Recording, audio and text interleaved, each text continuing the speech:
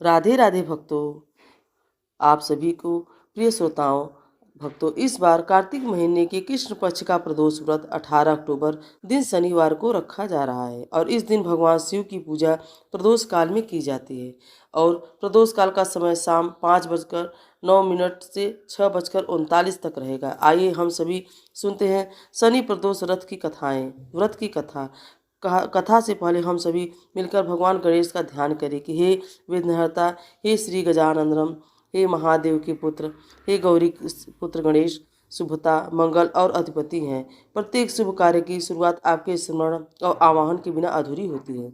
आज इस पवित्र शनि प्रदोष व्रत में मैं आपसे विनम्रता पूर्वक प्रार्थना करती हूँ कि आप पधारें और मेरे मन से इस व्रत पूजा और साधना को सफल बनावें। हे गजाननम, आप मुझ पर अपनी कृपा दृष्टि बनाए रखें, मेरे सभी कार्यों में आने वाले विघ्न को दूर करें और जीवन में मंगलमय सफलता प्रदान करें। आपकी बोझ धैर्य और विनम्रता से ही जीवन में स्थिरता आती है। इसलिए हे प्रथम पूज्य देव, मेरे अंतकरण में निवास करें, मेरे भावों को शुद्ध करें और मेरी साधना को स्वीकार करें। आपकी उपस्थिति से ही यह व्रत पूर्ण होता है और आपके आशीर्वाद से ही जीवन में शुभता का संचार होगा। ओम श्री गणेशाय नमो नमः। माता पार्वती जी का ध्यान करें। हे भोलेनाथ महादेव, त्रिलोकेश्वर, करुणा और दया के सागर, हे माता पार्वती जगदम्बा करुणामयी, हे कृपालु, आज मैं आपके चरणों में श्रद्धा और भक्ति सहित शीश झुकाती हूँ। आपकी महिमा अनंत है, आपकी कृपा असीम है। मैं जानती हूँ कि अपने जीवन में, अपने विचारों में, अपने कर्मों में और आज इस व्रत पूजा ध्यान या संकल्प में आने जाने अनजाने में मुझसे कई गलतियाँ हुई होगी। हो सकता है कि मेरे मन में कहीं चंचलता आ गई होगी, मेरी पूजा में कहीं कोई कमी रह गई होगी, मेरे व्यवहार में कोई गलती हो गई हो, तो मेरे संकल्प में कोई कमजोरी हो गई हो, तो हे प्रभु, मैं विनम्र होकर आपसे क्षमा मांगती हूँ। हे भोलेनाथ, हे शिव शंकर, हे महादेव, जैसे गंगा जी आपके सिर पर बहती है और सब पापों को धो देती हैं, वैसे ही अपनी करुणा की इस गंगा से मेरे पापों को, मेरी सभी भूलों को भी धो डालिए। हे माँ पार्वती, अपनी ममता और शक्ति से मेरे भीतर कि अहंकार और दोषों को समाप्त कर दीजिए। मुझ पर अपनी कृपा कीजिए, मेरी आत्मा को शुद्ध कर दीजिए और मुझे सच्चे मन से वचन और कर्म से आपकी भक्ति करने की दीजिए। हे प्रभु, मैं आपकी शरणागत हूँ, मेरे सभी अपराध क्षमा कर दीजिए। हर हर महादेव। जय माता पार्वती की। हम सभी शनिदेव का आह्वान करेंगे। हे सूर्य शनिदेव, आपके कर्मों के फलदायक न्याय के अधिदात्री और ग्रहों के नियंत्रक है। आप संसार को न्याय का बोध कराते हैं और पाप पुण्य का लेखा जोखा करते हैं। आज इस पावन शनि प्रदोष के दिन मैं श्रद्धा सहित आपको अपने हृदय में आमंत्रित करती हूँ। हे शनिदेव, मेरी पूजा व्रत और भक्ति को स्वीकार करें और मुझ पर अपनी कृपा दृष्टि बनाए रखें। मैं जानती हूँ कि आपके दृष्टिपात से व्यक्ति के जीवन में बड़ा परिवर्तन आता है, जो दंड स्वरूप भी हो सकता है और वरदान स्वरूप भी। इसलिए हे दयामय देव, मेरी और कृपा दृष्टि डाले, मुझे सत्कर्म की प्रेरणा दे और जीवन में संतुलन, धैर्य और न्याय की भावना उत्पन्न करे। हे शनिदेव, यदि मुझ में जीवन में इस व्रत, जब ध्यान या पूजा के दौरान किसी प्रकार की तुष्टि या भूल, पाप या अपराध हुआ हो, तो चाहे वह विचार से, वाणी से या कर्म से हुआ हो, तो मैं आपसे निम्रतापूर्वक क्षमा मांगती हूँ। और आप दंड देने वाले जरूर हैं, पर आप सच्चे पश्चाताप पर कृपा करने वाले भी हैं। हे प्रभु, मेरी जाने अनजाने में हुई गलतियों को क्षमा करें, मुझे सच्चे मार्ग पर चलने की शक्ति दें और मेरे जीवन में संयम, परिश्रम और स्थिरता का प्रकाश फैलाएं।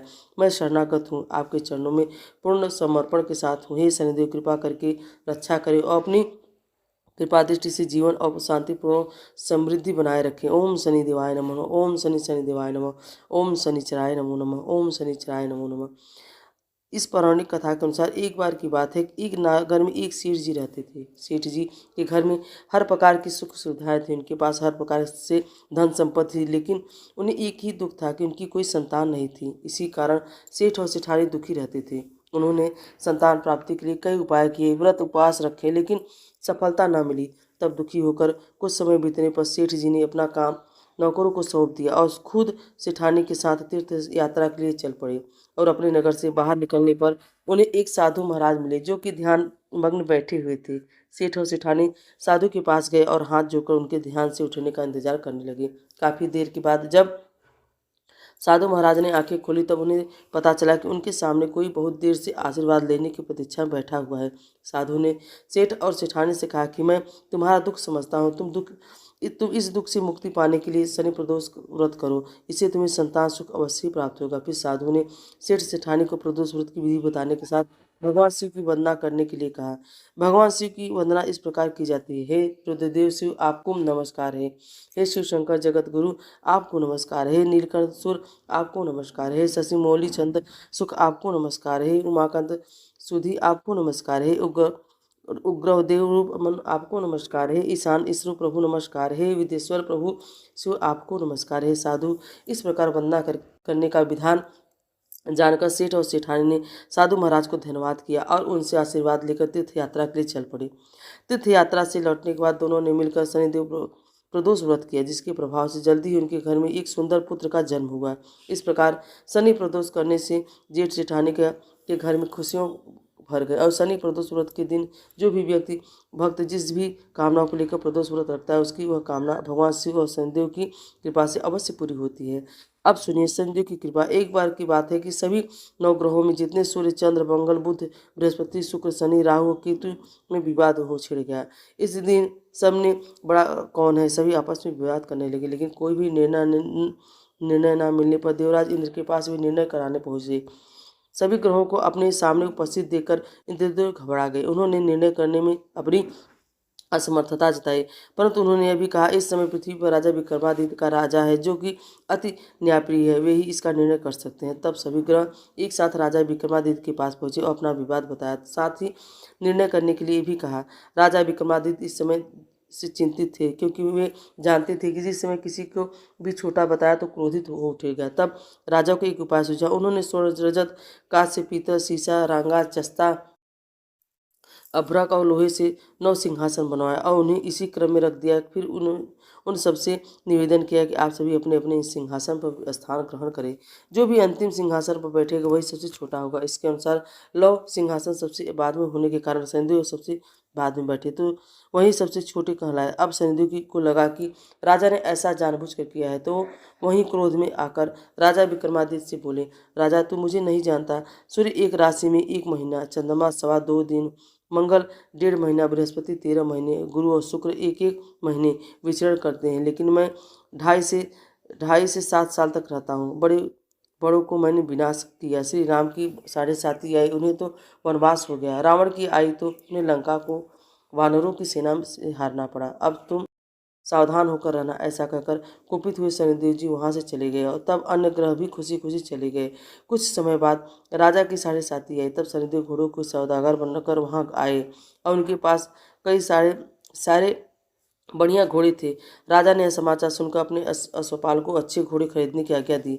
उसने अच्छे घोड़े खरीदे और एक सर्वोत्तम घोड़े को राजा की सवारी के लिए दिया। अब जैसे ही राजा उस घोड़े पर सवार हुए, वह घोड़ा सरपट वन की ओर भागा और घने जंगल में पहुंचकर वह अंतर्ध्यान हो गया। अब राजा भूख प्यास से भटकते रहे। तब एक ग्वाले ने उन्हें पानी पिलाया। राजा ने प्रसन्न होकर उसे अपनी अंगूठी दी और वह अंगूठी देकर राजा अपने नगर को चल पड़े। वहां उन्होंने अपना नाम उज्जैन निवासी वीका बताया और वहां उन्होंने एक सेठ की दुकान पर रुककर जलपान किया। कुछ देर रुककर आराम भी किया।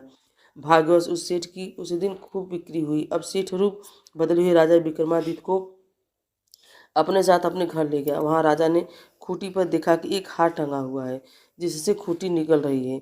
देखते ही देखते थोड़ी ही देर में पूरा हार गायब हो गया। तब सेठ ने वापस आने पर देखा कि हार तो गायब है।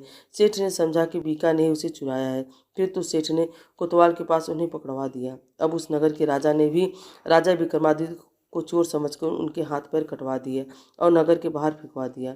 वहां से एक तेली निकल रहा था कि जिसे दया आई और उसने बीका को अपनी गाड़ी में बिठाया और अपनी जीभ से बैलों को हाँकने लगा। उस समय तक राजा की शनि दशा समाप्त हो गई थी। वर्षा ऋतु आने पर राजा मल्हार गाने लगा। राजा जिस नगर में था वहां की राजकुमारी मन भावनी को उनका गाना इतना पसंद आया कि उसने मन ही मन यह प्रण कर लिया था कि वह उस राग गाने वाले को से ही विवाह करेगी।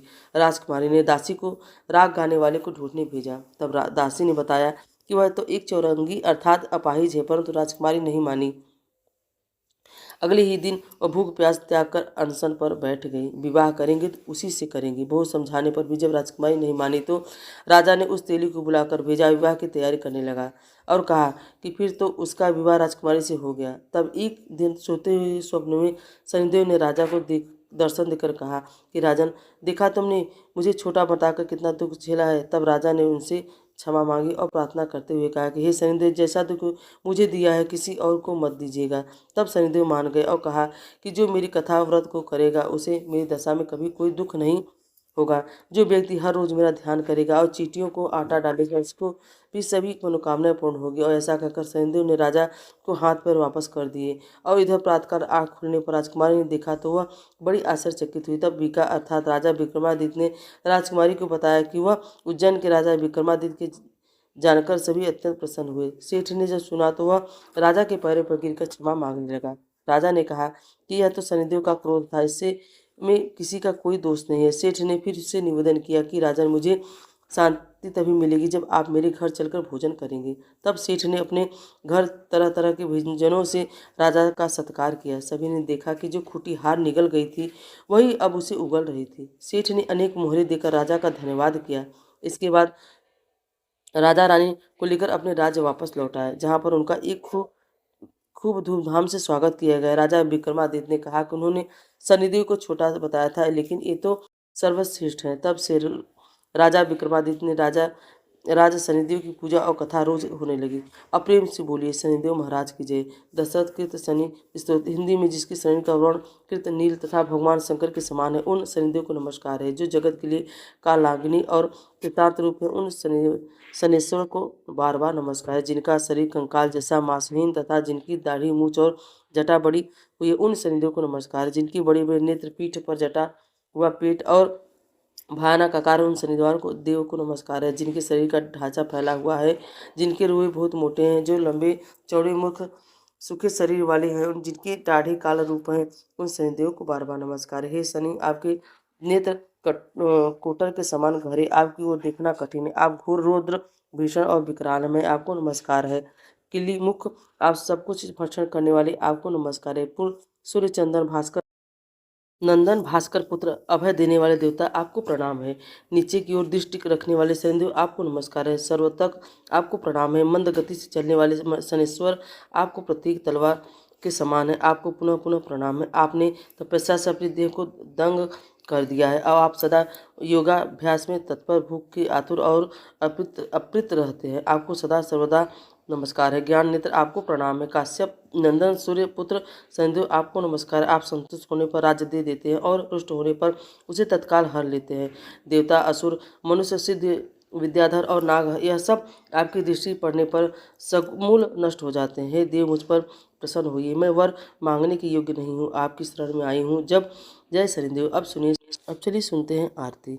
ओम जय शिव ओमकारा हो भज मन शिव ओमकारा, ब्रह्मा विष्णु सदा शिव, भोले भोलेनाथ सदा शिव, अर्धांगिनी धारा। ओम हर हर हर महादेव, एकानन चतुरानन, पंचानन राजे हो बोले पंचानन राजे, हंसानन गरुड़ासन, विश्वाहन साजे। ओम हर हर हर महादेव, दोय भुज चार चतुर्भुज, दस भुज अति सोहे हो स्वामी, दस भुज अति सोहे, तीन बरूप निरखता, भोले जी का रूप निरखता, त्रिभुवन जन मोहे। ओम हर हर हर महादेव, ओम जय शिव ओमकारा, ओ भज मन शिव ओमकारा, वो मन रट शिव ओमकारा, ब्रह्मा विष्णु सदा शिव, भोले भोले नाथ सदा शिव, अर्धांगिनी धारा। ओम हर हर महादेव, श्वेतांबर पीतांबर, बागंबर अंगे हो स्वामी, बागंबर अंगे, सनकादिक गरुड़ादिक, भूतादिक संगे। ओम हर हर हर महादेव, कर के मध्य कमंडल, चक्र त्रिशूल धरता हो स्वामी, चक्र त्रिशूल धरता, जग करता जग भरता, जग करता जग भरता, जग पालन करता। ओम हर हर हर महादेव, ब्रह्मा विष्णु सदा शिव जानत अविवेका हो स्वामी जानत अविवेका। प्रणवाक्षर के मध्य ये तीनों एका। ओम हर हर हर महादेव त्रिगुण स्वामी जी की आरती। जो कोई नर गावे हो बोले भाव सहित गावे। ओ स्वामी प्रेम सहित गावे। कहत शिवानंद स्वामी मन भजत हरि हर स्वामी सुख संपत्ति पावे। ओम हर हर हर महादेव। काशी में विश्वनाथ विराजत नंदी ब्रह्मचारी हो बोले नंदी ब्रह्मचारी।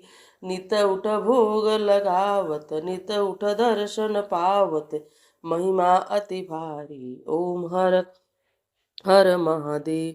ओम हर जय शिव ओमकारा हो भज मन शिव ओमकारा हो मन रट शिव ओमकारा। ब्रह्मा विष्णु सदा शिव बोले बोले नाथ सदा शिव अर्धांगिनी धारा। ओम हर हर हर महादेव। कपूर गौरम करुणावतारम संसार सारम भुजगेन्द्रहारम सदा वसंतम हृदयारविंदे भवं भवानी सहितं नमामि भवं भवानी सहितं नमामि।